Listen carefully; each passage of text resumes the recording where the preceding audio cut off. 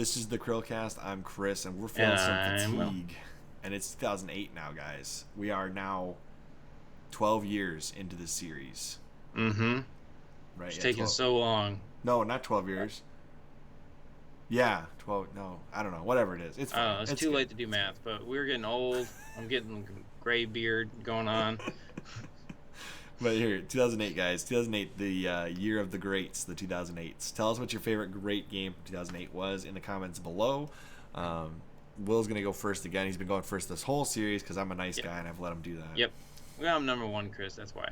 So, okay. So, Chris is already going to take the one that I probably should have picked as my number one. But this other game that I'm picking is still a fantastic game. And the reason why I picked it is because it was so much fun playing with my brother. And again, it was another one of those moments where it really recaptured playing through the original Halo together. We really dedicated a lot of time sitting down and playing through the matches and playing through the different almost like mini movie campaign chapter type things. And it's Left 4 Dead. So this is definitely my favorite zombie game of all time. I don't really differentiate Left 4 Dead and Left 4 Dead 2 because they're essentially the same game. They were released 1 year apart. The only differences are essentially the characters change. You have melee weapons and you have 2 extra infected in the second game. But other than that, it's basically the same game. I'm not gonna lie. When I first saw this game, though, I thought it was the 4th game in a series I'd never heard of. Yeah, because they have the 4 in it. I didn't realize that 4 referred to the 4 characters. Yeah, so it's just and it's just like a fun way of saying that you're being Left 4 Dead. So it was cool. Again, I like the idea that you have the director.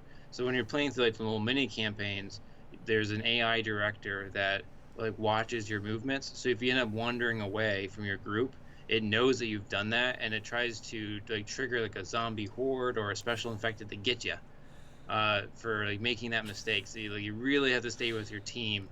And it sneaks these things around, and it every time you play, the zombies and the special infected are in different locations, and you don't always encounter the same special infected each time you play through.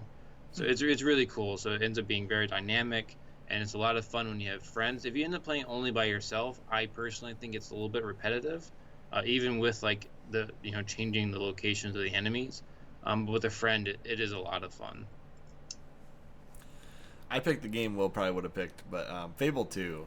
So when I got my 360, I got Halo 3, I got Dead Rising, Need for Speed Most Wanted. There was a Forza game. This is the game this is the first game I personally pre-ordered. And then because my aunt worked for Microsoft at the time, this game showed up one Christmas, and I had no idea what I was in for when we got this game. And I had not played the original Fable. I'm one of those guys that started with Fable 2, not knowing what I was getting into.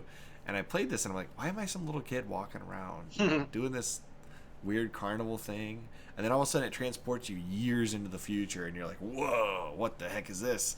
And then you're playing through it, and you start realizing some of this stuff is meant to be humorous. I can kick chickens. And you're like, what is this? It's like a Western RPG, but there's all this humor to it, and it's not something I'm used to. And I'm getting through it, and by the time you finish it, you're like, man, when's Fable 3 coming? Yep. And I love this game. This is one of the best 360 games, to be fair. Oh, for sure. It's well polished, and this series is much missed. So thankfully, we are getting a new reimagining of Fable from Playground Games, hopefully in 2021, 2022. But if we have to wait, I'm willing to wait as long as it's a great game. But if you've never played Fable, I do recommend Fable 2 is a great place to start, even if you don't start with the original. I personally disagree with this. You should play the first one first. I'm fine with that. I'm just saying, if you don't want to start with that one, if you like a more modern-looking game... Hey, play the Fable Anniversary. It looks great. I think this still looks better than Fable Anniversary, personally. But I digress. This is a great game. It's a really fun game. I have no complaints. I really can't complain about anything in Fable 2. The only thing I complain about this game is it's very nitpicky, but I wanted armor sets. There are no armor sets in this game, so there's no medieval theme at all. I realize it's just it's in what time period would this be considered for England? It's not. What's Fable 3 in the 1700s? Yeah, Fable 3 is the Industrial Revolution. So this would be like 1600s. Yeah. So is it like you still have swords and stuff, but there's only like one like knight outfit in the entire game, whereas Fable 1 is like obviously like medieval times, so you have a bunch of knight outfits, and I prefer that aesthetic. But whatever. Fair enough. That's whatever. It's kind of nitpicky. That's like literally my only complaint. Like if they had added those outfits in like as a DLC, this would be literally the perfect game. Yep. So if you guys don't like Fable 2 or you don't like not Halo 3, Left 4 Dead, then comment below what your favorite game from 2008 was. Do it. And we will see you next CHRILLCAST. Bye, guys. It's gonna be 2009 next.